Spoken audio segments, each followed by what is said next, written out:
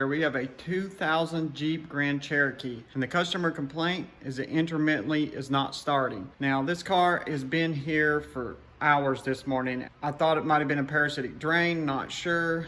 I let it run a while, but I finally got it to act up. I was getting ready to let it go, but now when I turn the key, nothing happens. So I'll show you. Put my foot on the brake, turn the key, nothing. I know the ignition's working. I hear a small click, but I'm going to scan it and see what's going on. Okay, I've scanned all the modules. Reverse lamp, implausible data received from ECM, electric shift, ignition run, only input circuit open. That's interesting. Implausible, missing vehicle configuration, ECU network configuration data. That just means it's not understanding the signal. Tire pressure, low pressure, that's nothing. This is the one I'm kind of concerned about. Not quite sure what that is. Let me look that up and see what exactly is going on there. First thing I want to do is probably go into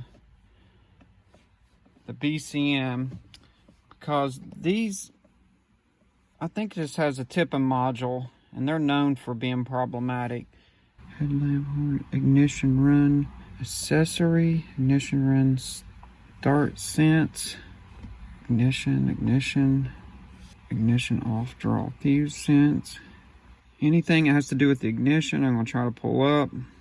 Don't see nothing else. Let's see, horn. It's saying the ignition run relay is on.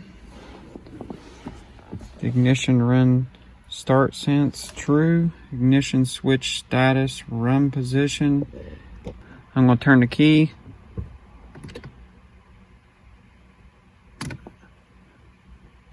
Well, I know the ignition is telling it to turn on. Something's just not acting right. See those glitches? That's really weird. Oh,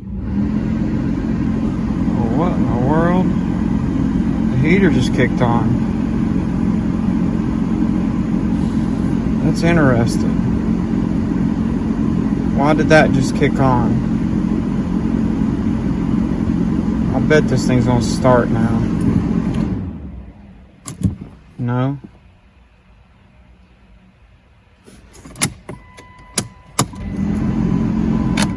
I don't know. Okay. I'm going to go after the starting relay circuit and see. I'll look at a wiring diagram and see exactly what's going on. Okay, I'm hooked up to pin 85. I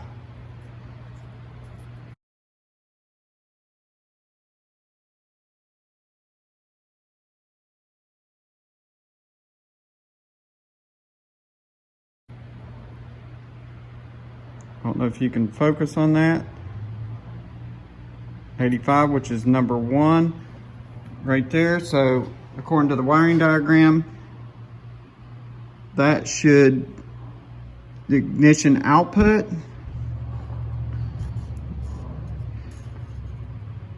that should ground out relay control. So when I turn the switch on, that should light up. Let me see, I got you focused in. There it goes. Now let's check our power side. So we switch our clamp over to the negative, and then we put it in 86, which is pin 3, and we should have power on that.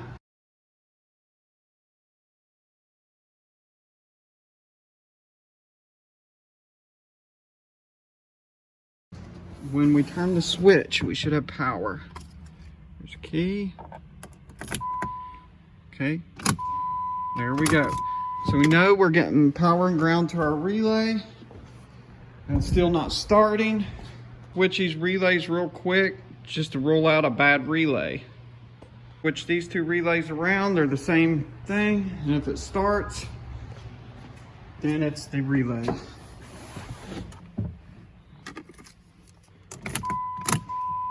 Nope, it's not the relay. It's never the relay. So we're gonna have to go to the starter, see if we're getting control down to the starter. I'm hooked directly into the starter wire.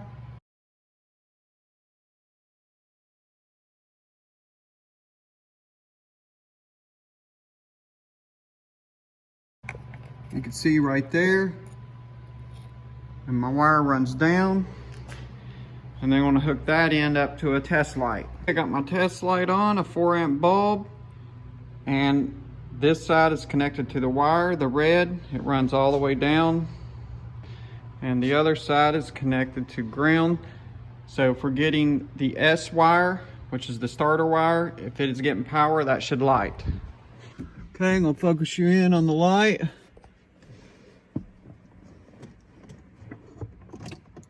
And it lights. One last check, we're almost done. It got a little hot. It's melting that plastic a little bit, but we have plenty of voltage on it now. If I start the car and that goes out, we have a bad wire. It means we have a voltage drop in the system.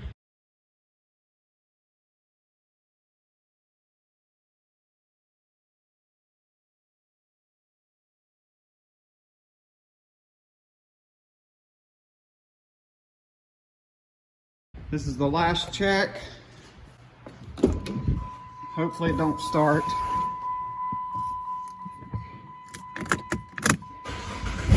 Darn it!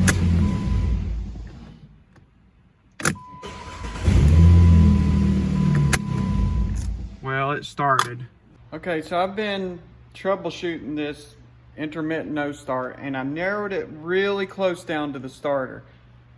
So when I went to start it, the light came on saying I got power, but I'd unplugged the starter wire to see if I was even getting power, because it just wasn't cranking at all. So kind of wish I wouldn't have did that, but whatever. So now I have a jig set up to where this wire is going down to the starter wire, and there's a light bulb right there.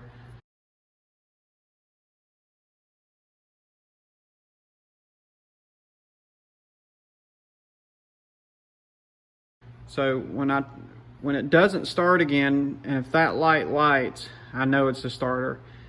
If not, it's definitely something else. But I just want to know for sure. So I'm going to drive this thing home, and hopefully it acts up.